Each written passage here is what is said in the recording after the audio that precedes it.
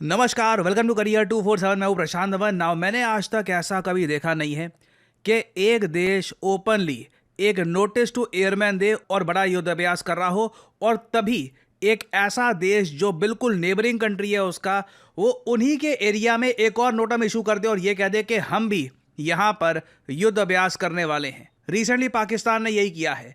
ये बहुत ज़्यादा डेंजरस है। इंडिया की मिलिट्री ड्रिल इस वक्त चल रही है, जैसे आप लोग जानते हैं। हम यहाँ पर मिलिट्री एक्सरसाइज त्रिशूल की बात कर रहे हैं, और इसी दौरान पाकिस्तान ने एक पैरेलल वार्निंग इशू कर दी है। ये पैरेलल वार्निंग पूरे रीजन के लिए काफ़ी डेंजरस है, क्योंकि होगा अब क्या कि जिस इलाके में भारत की नौसेना युद्ध अभ्यास कर रही होगी, पाकिस्तान की नेवी या फिर इनकी हो सकता है कि इनकी एयरफोर्स ये यहाँ पर इन्वॉल्व होना शुरू हो जाए, और 2 तारीख से लेकर 5 तारीख तक पाकिस्तान इस इलाके में, अरेबियन सी के इस एरिया में जो ओवरलैप करता है भारत के नोटम से, यहां पर युद्ध अभ्यास करेगा। इन वेरी सिंपल लैंग्वेज यहां पर यही समझ लो, चांसेस बहुत ज्यादा हाई हैं कि 2 तारीख से लेकर 5 तारीख के बीच में कुछ इंस्टेंस हो सकता है यहाँ पे। नाउ अगेन, कई लोग ये कह रहे हैं सोशल मीडिया पर कि जैसे गलती से ब्रह्मोस मिसफायर हमने कर दिया था वैसा यहाँ पे हो जाएगा। देखिए, इंडियन मिलिट्री तो काफ़ी हद तक यहाँ पे प्रोफेशनल तरीके से कंडक्ट करेगी, बट हमारे इशू किए गए नोटम एरिया पर कोई एक ऐसा देश जिसके साथ हमारे रिलेशंस बिल्कुल अच्छे नहीं हैं, वो मिलिट्री एक्सरसाइज करना स्टार्ट कर दे, तो बिल्कुल एक, मैं कहूँगा, चांस बनता है कि एक बुलेट या एक मिसाइल या कुछ ना कुछ पाकिस्तान की साइड को भी हिट कर सकता है। अगेन, मैं ये नहीं कह रहा कि ऐसा होगा, बट इसके चांसेस इस वक्त काफ़ी ब्राइट हैं। और रिसेंटली आप अगर देखो तो बहुत सारे इंस्टेंसेस हुए हैं। For example, BrahMos missile India का मिसफायर हो गया था पाकिस्तान में। उसके अलावा साउथ कोरिया युद्ध अभ्यास करते करते अपने ही एक विलेज को उन लोगों ने बॉम्ब कर दिया। जैसे जैसे दुनिया में युद्ध अभ्यास बढ़ रहे हैं, आप नोट करिएगा, एक टाइम पर दुनिया में ना साल में 10 से 12 युद्ध अभ्यास होते थे। आज हर एक देश कम से कम 50 से 60 युद्ध अभ्यास कर रहा है। ऑफकोर्स मैं यहाँ पे उन कंट्रीज की बात कर रहा हूं जो यूजुअली मिलिट्री रैंकिंग्स में टॉप 30 या टॉप 40 के आसपास आते हैं। युद्ध अभ्यास जितने ज़्यादा बढ़ेंगे उतना एक छोटा एक मिस कैलकुलेशन होने का खतरा बन जाता है।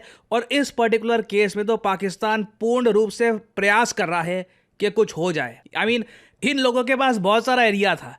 ये चाहते कराची के पास अपना नोटम इशू कर सकते थे, अरेबियन सी के और इलाके हैं वहाँ पे नोटम इशू कर सकते थे। स्पेसिफिकली भारत के डिक्लेयर्ड नोटम पर ये अनाउंस कर देना कि हम भी यहाँ पर युद्ध अभ्यास करेंगे, ये क्लियरली दिखाता है कि पाकिस्तान कॉन्फ्लिक्ट चाहता है। और इसका रीज़न बहुत ही सिंपल है। इंटरनली पाकिस्तान की इकोनॉमिक हालत बहुत ज़्यादा ख़राब है। इन्वेस्टमेंट्स यहाँ पे ना के बराबर आ रही है, और कहीं ना कहीं इनको ना एक डिस्ट्रैक्शन चाहिए कि बाहर कहीं पे कुछ कॉन्फ्लिक्ट होती रही। और पाकिस्तान को अगेन इस बात को लेकर मेरे हिसाब से कंप्लीट यकीन है कि कल को अगर सिचुएशन एस्केलेट हो जाती है, सिचुएशन कंट्रोल से बाहर चली जाती है, इंडियन नेवी अटैक करना स्टार्ट कर देती है पाकिस्तान को, यूएस अचानक से बीच में आकर पाकिस्तान की रक्षा कर लेगा। ये पाकिस्तान के कई जियोपॉलिटिकल एनालिस्ट भी अपने पेपर में लिख चुके हैं कि आज के समय पाकिस्तान को पूर्ण रूप से भरोसा है ट्रंप पे कि ट्रंप, आसिम मुनीर, इनके जो फेवरेट फील्ड मार्शल है, उनको डूबने नहीं देंगे। और पाकिस्तान की आर्थिक हालत कैसी है, इसको लेकर रिसेंटली एक वीडियो सामने आई है शहबाज शरीफ की। इस वीडियो में आप देखोगे पाकिस्तान के प्राइम मिनिस्टर कह रहे हैं हमको लोन नहीं चाहिए, हम लोन्स में ही डूब जाएंगे, हमें अगर हेल्प करनी है तो फ्री का पैसा दो, do not give us loan. This is not acceptable. This is not where humanity should be directed towards. It has to be mutual cooperation. If somebody thinks that countries like Pakistan who are devastated, loans would be enough, that is not acceptable. It is something which is absolutely unacceptable, because loans over loans, your back will break. बिल्कुल सही बात कह रहे हैं, I agree with him. Loan के ऊपर loan आप उठाते रहोगे, बेसिकली आप एक लोन की सर्विसिंग करने के लिए, सर्विसिंग होती है इंटरेस्ट पेमेंट करने के लिए, एक और लोन उठा दो, फिर एक और लोन, एक और loan. It's a vicious cycle, और पाकिस्तान इस विशियस साइकिल में बहुत ही एडवांस स्टेज पर पहुंच चुका है। और यहाँ पे ये सही कह रहे हैं, इस तरीके से कंट्री चलता गया तो उसकी कमर टूट जाएगी। Your back will break and you will never be able to stand up. और to a large extent Pakistan वहाँ पे पहुँच चुका है, और इनको थोड़े बहुत एक्सटर्नल डिस्ट्रैक्शन चाहिए होंगे ताकि इनके देश की जनता कंट्रोल में रहे और अपने ही मिलिट्री के अगेंस्ट बगावत करनी ना शुरू कर दे।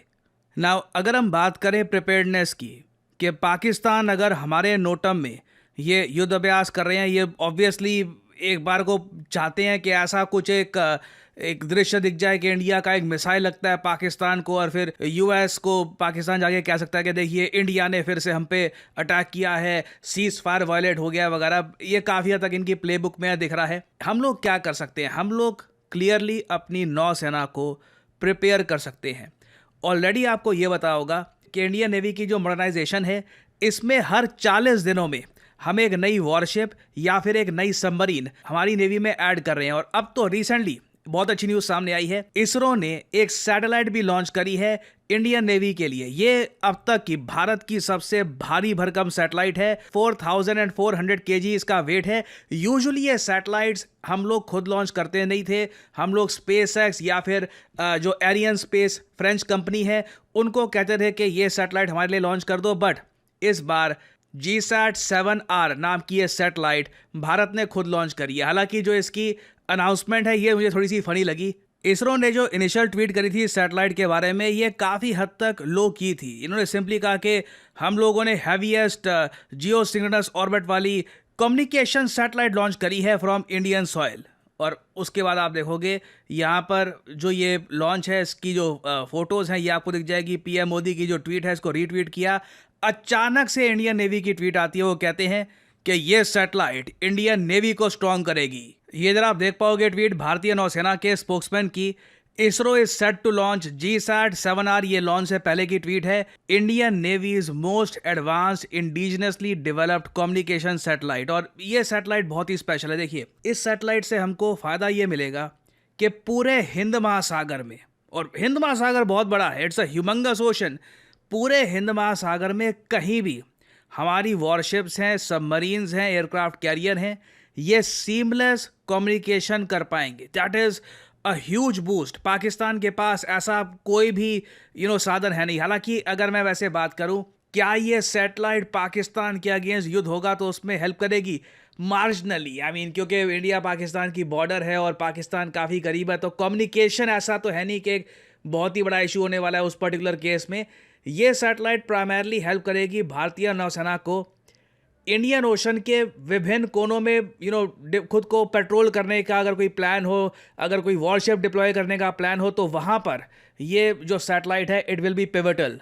और ऐसा नहीं है कि ये पहली बार हमने भारतीय नौसेना के लिए सैटेलाइट लॉन्च करी है। इससे पहले भी आप अगर जाओ तो साल 2013 में हम लॉन्च कर चुके हैं GSAT-7। उससे पहले GSAT-7A ये एयरफोर्स की एक सैटेलाइट थी। उसके पहले GSAT-6A आर्मी के लिए। ओवरऑल हमारी जो मिलिट्री सैटेलाइट्स हैं इनके नंबर्स बढ़ते जा रहे हैं। और गवर्नमेंट ने एक लेसन लर्न किया है ऑपरेशन सिंदूर के दौरान कि सैटेलाइट सर्वेलेंस एक बहुत ही इंपॉर्टेंट एसेट है और ये आगे भी होगा। इसलिए आने वाले समय में भारत 52 ऐसी सैटेलाइट्स लॉन्च करेगा जो हमारी सर्विलेंस करने में हेल्प करने वाली है। So again something is definitely about to happen. Pakistan का जो ये नोटम है ये काफ़ी करीब है सर क्रीक के भी। सो अगर कुछ होता है, अगर कुछ बड़ी डेवलपमेंट होती है तो मैं आपके लिए अपडेटेड वीडियोस यहाँ पर लाता रहूँगा। और फाइनली यहाँ पे मैं एक आपसे क्वेश्चन पूछूंगा। रिसेंटली एक बहुत ही अनयूजुअल चीज़ देखी गई। पहली बार ICC ODI नंबर 1 रैंकिंग पर ओल्डेस्ट बैट्समैन पहुंचा जिसकी एज 38 ईयर्स 182 डेज है। आपको यहाँ पर ये बताना है वो कौन सा बैट्समैन है जो इस उम्र में oldest ever ICC number 1 ODI batter बना है। ये है यहाँ पे आपकी options: Virat Kohli, Rohit Sharma, Joe Root या फिर क्विंटन डेकॉक। कमेंट सेक्शन में करिए उत्तर।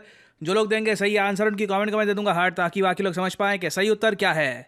Hi, myself Dr. M. Bandhavya. I completed PhD in agriculture extension. After completion of agriculture, I want to do agri-business. So I have my ideas to start a startup, but I don't have any particular idea where to start. I used to see Prashant Dhawan sir's videos. Then I saw a advertisement about generative AI course. So I immediately contacted Career 247 people.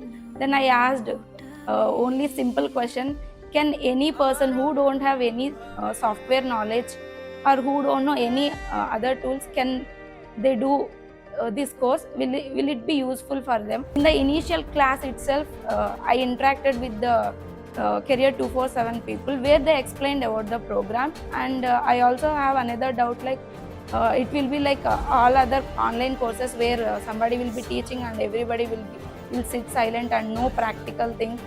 But after joining, I realized that half of the session will ma'am is teaching, and the remaining half used to practice. Whenever ma'am used to say, "Na," I used to feel I couldn't able to do this.